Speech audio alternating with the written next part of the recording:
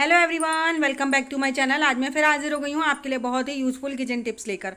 आज की हमारी टिप्स बहुत ही ज़्यादा खास होने वाली हैं, तो वीडियो को फुल वॉच कीजिएगा। वीडियो अगर अच्छी लगे तो वीडियो को लाइक और चैनल को सब्सक्राइब करना बिल्कुल मत भूलिएगा। साथ ही साथ अपने फैमिली फ्रेंड्स में भी ज़रूर शेयर कीजिएगा। आज मैं आपके लिए ढेर सारी किचन टिप्स लेकर आई हूँ। तो उनमें से पहली टिप है हमारी दूध को लेकर। गर्मियों में ना दूध आप कितनी बार भी अच्छे से गर्म कर दें, लेकिन आपने नोटिस किया होगा दूध बहुत जल्दी ख़राब हो जाता है। उसके लिए ना कुछ हमारी ही मिस्टेक्स होती हैं जिनकी वजह से हमारा दूध जल्दी ख़राब हो जाता है, चाहे हम दिन में 2 बार या 3 बार कितनी बार भी गर्म कर दें। उसकी सबसे बड़ी पहली मिस्टेक है कि हम दूध को जब गर्म करते हैं ना, तो उसके बाद इस तरह से प्लेट से ढक देते हैं। जब हम प्लेट से इस तरीके से ढकते हैं ना, तो हमारा दूध जल्दी ख़राब हो जाता है।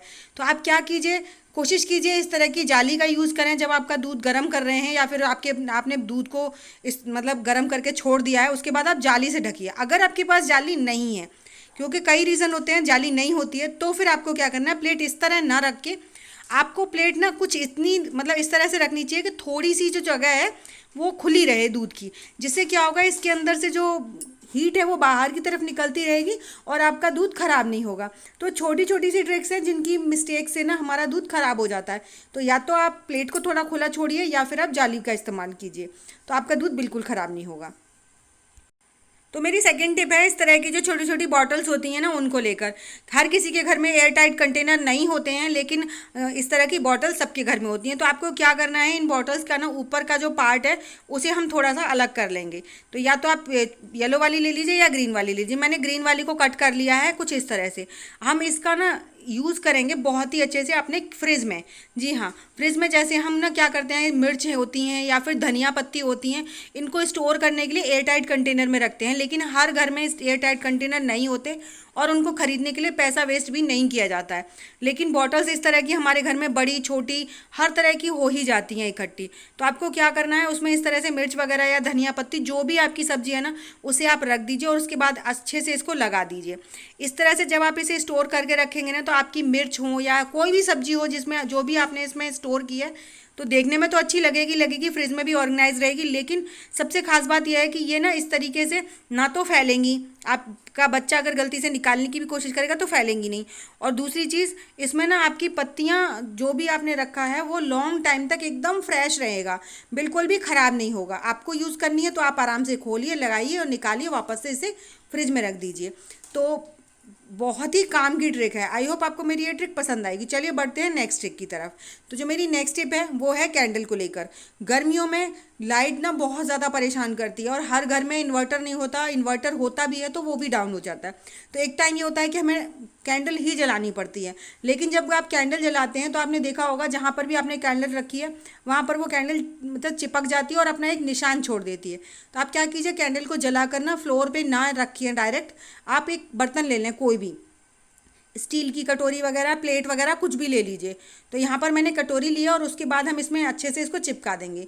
अभी हमारा पूरा काम नहीं हुआ है, अब हमने ये कटोरी में रख दी ना कैंडल, उसके बाद आप इस कटोरी में थोड़ा सा पानी डाल दीजिए। पानी डालने से ये होगा कि ये आपकी जब कटोरी में से आप छुड़ाएंगे ना, तो बिल्कुल भी निशान नहीं बढ़ेगा और जो इसमें से मोम धीरे धीरे टपकता है ना, वो मोम भी ज़मीन पर मतलब कटोरी में ना गिर के ऊपर ही फ्लोर पे उसके पानी के ऊपर तैरता रहेगा। और आपकी कैंडल जो है वो ठंडी रहेगी नीचे से, इसकी वजह से कैंडल काफ़ी देर तक जलेगी। तो ये छोटा सा काम है, लेकिन इससे ना आपकी मोमबत्ती ज़्यादा देर तक जलती रहेगी और आपकी जो फ्लोर है उस पर भी नहीं चिपकेगी। आई होप आपको ये ट्रिक पसंद आएगी। चलिए बढ़ते हैं नेक्स्ट टिप की तरफ। नेक्स्ट टिप है मेरी जूतों को लेकर।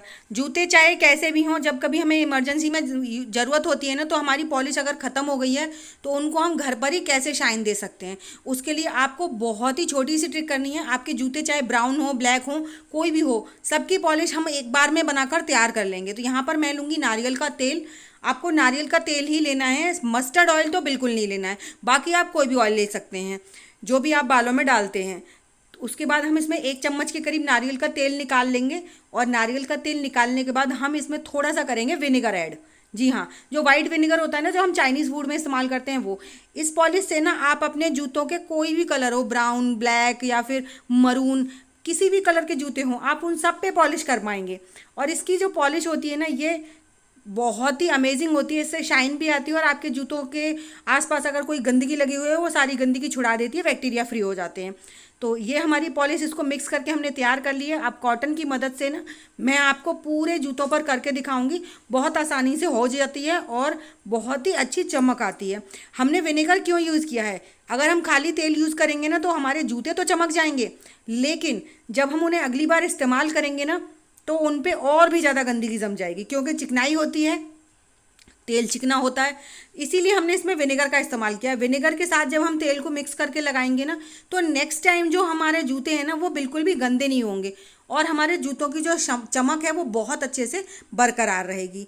इसीलिए आपका विनेगर मिलाना बहुत ज़्यादा ज़रूरी है। अब जैसे किसी के घर में विनेगर नहीं है ना, तो आपको क्या करना है, आप उसमें थोड़ी सी 2-4 बूंद नींबू की मिला लीजिए। नींबू का जो रस होता है उसको डाल लीजिए, लेकिन सिंपल ऑयल नहीं लेना है, बिल्कुल भी नहीं लेना है।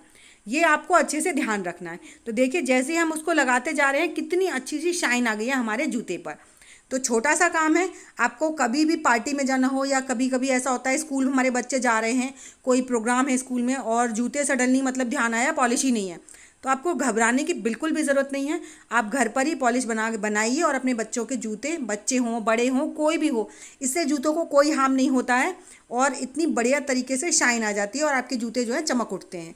तो है ना कमाल का आइडिया। अगर आपको मेरा ये आइडिया पसंद आया हो तो प्लीज़ लाइक शेयर सब्सक्राइब ज़रूर कीजिएगा। साथ ही साथ मुझे कमेंट कर ज़रूर बताइएगा कि आपको मेरी सबसे ज़्यादा कौन सी टिप अच्छी लगी है।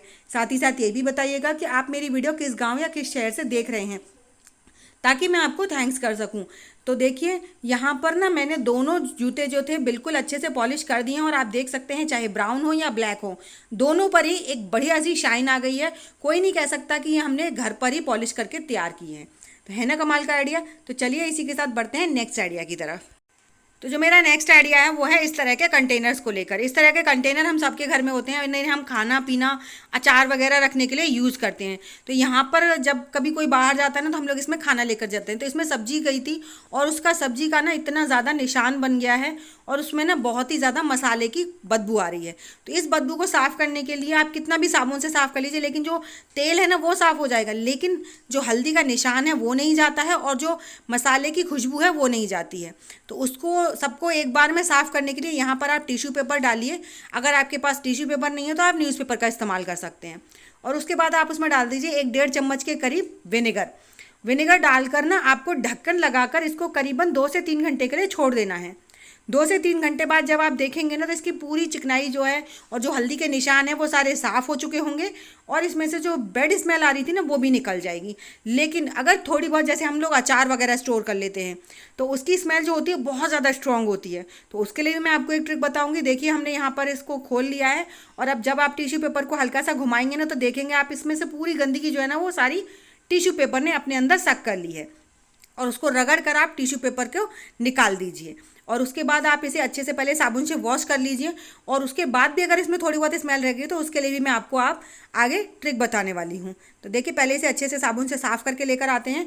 तो ये हमारा बिल्कुल अच्छे से साफ़ हो गया है। अब आपको क्या करना है, अभी भी अगर लग रहा है कि इसमें कोई स्मेल आ रही है, वैसे तो कोई मतलब ही नहीं है कि इसके बाद स्मेल आए, लेकिन कुछ मिस्टेक्स होती हैं हमारी कि हम धोकर तुरंत बंद कर देते हैं, लेकिन आपको बंद नहीं करना है।